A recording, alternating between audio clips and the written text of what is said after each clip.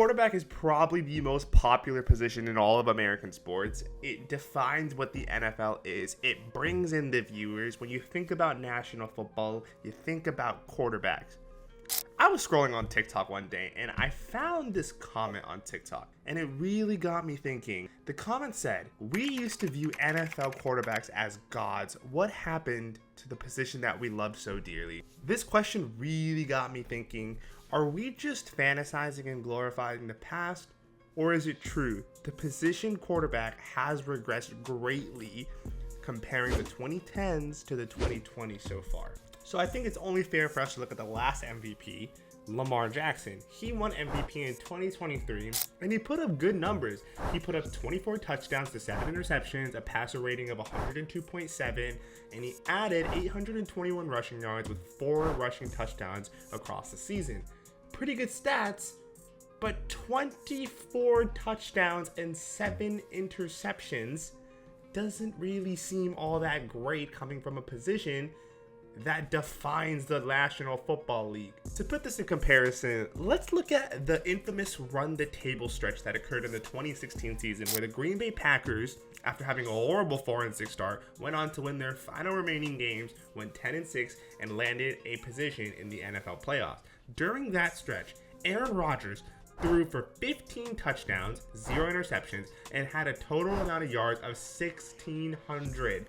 He almost had the same amount of touchdowns for 6 games as Lamar Jackson did in 16. He threw 1,000 less yards in 6 games than Lamar Jackson threw all of last year. Now, obviously, we're comparing one of the greatest throwers of the football ever to a quarterback that was known as a running back entering the draft. However, this just is something that can't be ignored, where when you used to think about quarterbacks, you used to think about the greats, Peyton Manning, Tom Brady, Aaron Rodgers. Now, you think about quarterbacks, you think about Lamar Jackson, Patrick Mahomes, Justin Herbert, these guys, which are no slouches, by the way, but they don't carry that same aura as the quarterbacks of the 2010s did. And I think this really comes down to one metric, and that the game has changed from the 2010s. In the 2010s, it was really centered around what damage can you do with your arm, not with your legs. There used to be a certain type of style that was played in the NFL and that worked, which was, we're going to pick you apart, we don't need to get out of the pocket, we're going to have great pocket presence, and we're going to throw the ball downfield. Now the quarterback position has become, we're going to hike the ball and try to run as far as we can left or right and then throw it 5 yards down the field. Now here's the thing, even in the 2010s, we still had these quote-unquote dual threat quarterbacks. Cam Newton kind of pioneered the dual threat quarterback at the 2010s before he fell off a cliff. He was that dude. Look, I'm going to read out Cam Newton's MVP numbers from the 2015 season, and you're just going to see how mind-boggling good this man was at quarterback while balancing running and throwing. In 2015, Cam Newton threw for 3,800 passing yards, 35 touchdowns, 10 interceptions, and had a completion percentage of 59.8%. On top of those numbers, he rushed for 636 yards and rushed for 10 touchdowns. This man had 45 combined touchdowns in 2015 compared to Lamar Jackson, who had a whopping 31. This man, Cam Newton, threw for more touchdowns than Lamar Jackson did while combining the run and his arm. Look, this is no hate towards Lamar Jackson, even though we bullied him for the last 4 minutes. I just think that when you think about 24 touchdowns to 7 interceptions and you ignore the rushing, it doesn't really jump out at you as somebody who dominated the football league at the position of quarterback.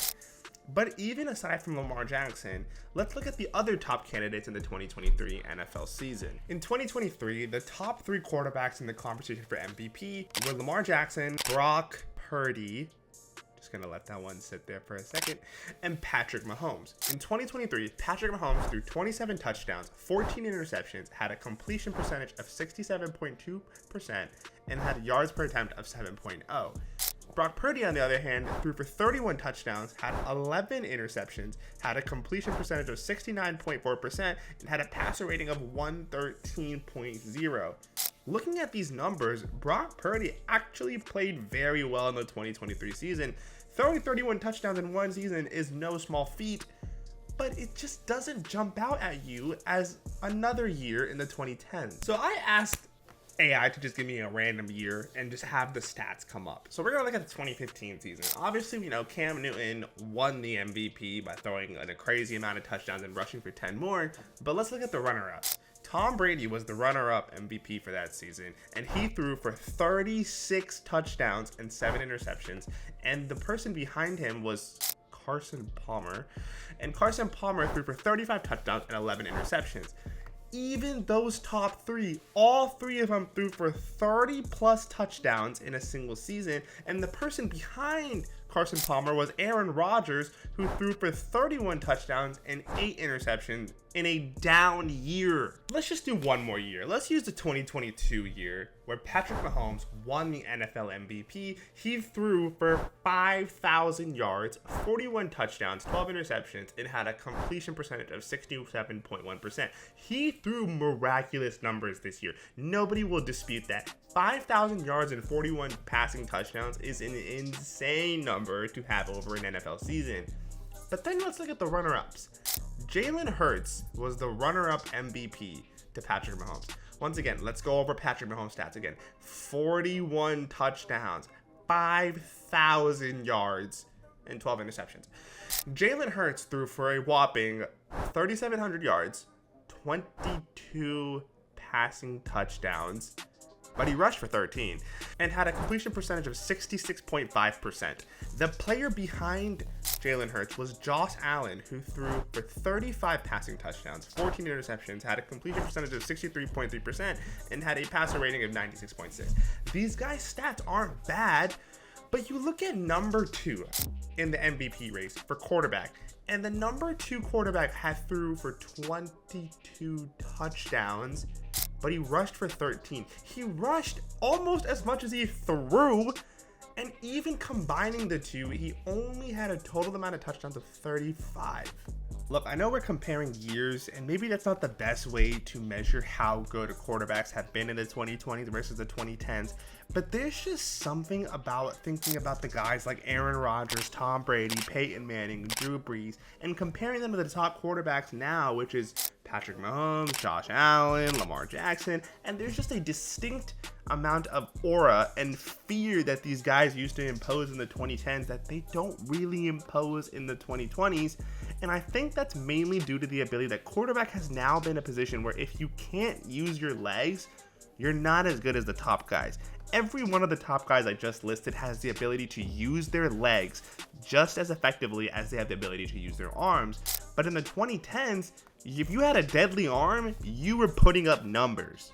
And I think a good way to kind of quantify this is to just look at the top quarterbacks that have been taken in the draft. For example, last year, the top quarterback taken in the draft was Bryce Young.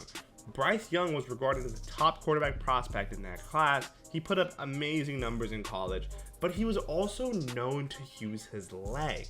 In 2022, the top draft was Kenny Pickett. I mean, obviously Kenny Pickett sucks, but Kenny Pickett kind of reminded you of the old style of quarterback where he didn't really use his legs, he threw the ball. In his 4 years at college at University of Pittsburgh, he only rushed for 809 yards throughout the 4 years and rushed for 20 touchdowns throughout the 4 years. But he threw for 42 in 1 year. You see the difference? Other notable quarterbacks from the 2022 draft class have been Malik Willis, who we know uses his legs, and Desmond Ridder, who really can't throw the ball, but can use his legs. Are you guys sensing the same theme that I'm sensing? Let's look at the 2021 NFL draft, where the top quarterback drafted was Trevor Lawrence. Now, to be fair, Trevor Lawrence doesn't really use his legs. He really does rely on his arm, and he kind of does have that same style that we all know and love from the quarterback position. But let's look at the other ones that were drafted that were considered top QBs from this class. Zach Wilson. I mean, it's Zach Wilson. It's Trey Lance, who we know is known to use his legs. Justin Fields, who we know can use his legs, and Mac Jones, who I don't even know where he's at anymore, but Mac Jones doesn't really use his legs. The common theme is that NFL GMs really looked at who was considered a dual threat and who was considered a quarterback that's going to pick you apart in the pocket. In the 2010s, that wasn't a thing. You being a dual threat was a bonus. It wasn't a necessity to be a top quarterback in the draft. But one more thing that I think is kind of useful to look at is just kind of looking at the top MVP seasons over the last 15 years. Now, obviously, the 2010s has completed its run and we're still in the 2020s, but let's just look at it. The number one MVP season was in 2013 by Peyton Manning, who threw for 55 touchdowns. Number two was in 2018, Mahomes threw for 50 touchdowns. Number 4 was Aaron Rodgers, who threw for 48 touchdowns. Number 6 was Tom Brady, who threw for 36 touchdowns. Number 7 was Cam Newton, who threw for 35 touchdowns. Number 8 was Matt Ryan, who threw for 38 touchdowns. Number 9 was Aaron Rodgers, who threw for 45 touchdowns. And number 10 was Patrick Mahomes in 2022, who threw for 41 touchdowns. Do you see the astronomical numbers that these quarterbacks threw with their arms? We just don't see these kind of numbers anymore. We don't see quarterbacks throwing for this amount of touchdowns consistently year over year over year as we used to. Look, to be honest, I'm not sure if any of the metrics that I used were the best metrics to use to compare the quarterbacks in the 2010 to the 2020 so far.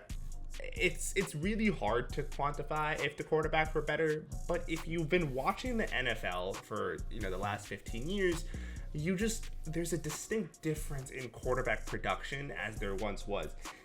I don't know how to put it, but if you know, you know. The quarterbacks in the 2010s just have this distinct amount of impact on a game that I don't think we have anymore in the 2020s. There are a few guys who control a game like Patrick Mahomes, but in the 2010s, you had multiple guys who controlled the game. Aaron Rodgers, Tom Brady, Russell Wilson, Drew Brees, Ben Roethlisberger. I can go on and on and on. But now there's not that level anymore. There's just a few, and a lot of them control the games with their legs more than they control the game with their arm. Is that a bad thing? No, it's not a bad thing. It's just a different style of play that I think is going to take a lot to adjust to, especially people that have watched the NFL for so long. It's always been a league that has been driven by the quarterback position, and the quarterback position has always been widely regarded as the position that throws the ball down the field. Now we're transitioning more into a dual threat kind, and I think this transitional period is what's causing a lot of NFL fans, like the one who made the comment, to just not be used to it. And I'm also kind of part of the problem where I look at the NFL and I'm thinking, I don't want to see quarterbacks run. I want to see them throw the ball down the field. I want to see them make plays, make adjustments at the line of scrimmage, and just pick you apart with your arm. That's what I grew up watching. So in conclusion, back to the original question, do I feel like the position quarterbacks has regressed? My answer is, I don't know. I think the position has changed so much and is continuing to change where it's very hard to compare the two. But I think this transitional period is going to take a lot of time to get used to, especially for somebody who's been watching the NFL for 15 plus years like I have. I hope you guys enjoyed this video. I know it was all over the place. It's just a very hard question to answer with stats alone, and it's more of a visual thing than it is a stats thing. But I hope you can at least understand I tried to compare the two.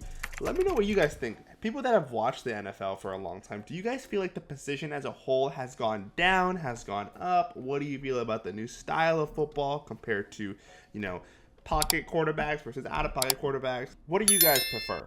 Hope you guys enjoyed the video. Have a great rest of your day.